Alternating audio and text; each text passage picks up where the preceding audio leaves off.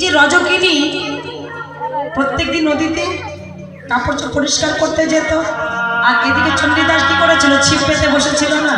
বাহ, চণ্ডীদাস ব্রাহ্মণের ছেলে, আর রজকিনী একটা ধোপার কন্যা। প্রেম কখনো হয়?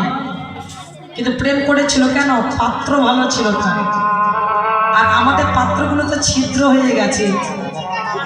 এদিকে কি বলে, ছিদ্র বলে তো, হ্যাঁ ফোঁটা বলে, এদিকে বলে ফোঁটা, তা জানি না। কি গো, আমাদের তো পাত্রগুলোকে এবার ফোঁটা হয়ে গেছে, ছিদ্র হয়ে গেছে। এই ছিদ্রগুলোকে বন্ধ করতে হবে, তবে তো ভজন হবে। রজকিনী ব্রাহ্মণকে ডেকে বলে, হে ব্রাহ্মণের ছেলে চণ্ডীদাস, তুমি আমার সঙ্গে প্রেম করতে এসেছো, আমি তোমাকে কিছু প্রশ্ন করবো, উত্তর দিতে হবে। আমি তোমাকে যাচাই করে দেখবো তোমার পাত্রটা ভালো কি ছিদ্র। যদি ভালো হয় তবে আমি তোমার সঙ্গে প্রেম করবো, নইলে কিন্তু করবো না। এই জন্য যাচাই করে প্রেম করতে হয় বাবা, পাত্রটা ভালো কি মন্দ।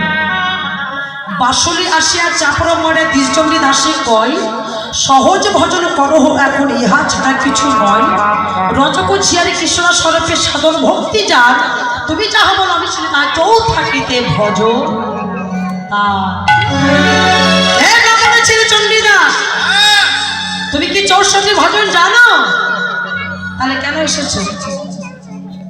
বলে এক ভজনে তো করতে পারি না, আবার 64 ভজন। 60 বাদ দিলে হবে না। 60 বাদ দিলে হবে না, না বাদ দেওয়া যাবে না, ভজন করতে হবে। নইলে তো পরিপূর্ণ মহাপুরুষ হতে পারবে না, পুরুষোত্তম হতে পারবে না। হরিব তো ডেকে বলছে, শোনো, তুমি যে কারণে ছিপ পেতে বসে আছো, তুমি কি জানো প্রেম করে মাছ ধরিতে অনেক কিছু লাগে। আত্মশুদ্ধি গুরু মন্ত্র চার ফেলে দাও আগে, অনুরাগে ছিপে ধরে আসক্তির সুতে, মহাভাবে বর্ষি ফেলো লালসান্ডব গেথে।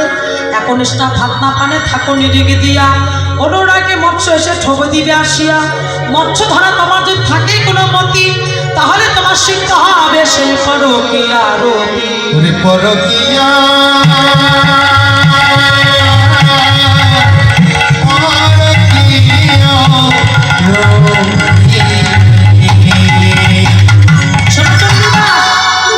প্রেম পুকুরে মাছ ধরতে অনেক কিছু লাগে। আত্মশুদ্ধি গুরু মন্ত্র চার ফেলে দাও আগে, অনুরাগের ছিপে ধরে আসক্তির সুতে, মহাভাবের বর্ষি ফেলো লালসার তবে গেথে। একনিষ্ঠা ভাবনা পানে থাকো নিরিগে দিয়া। আপনি কখনো মাছ ধরেছেন, ছিপ পেতেছেন? পুকুরে কখনো ছিপ ফেলান?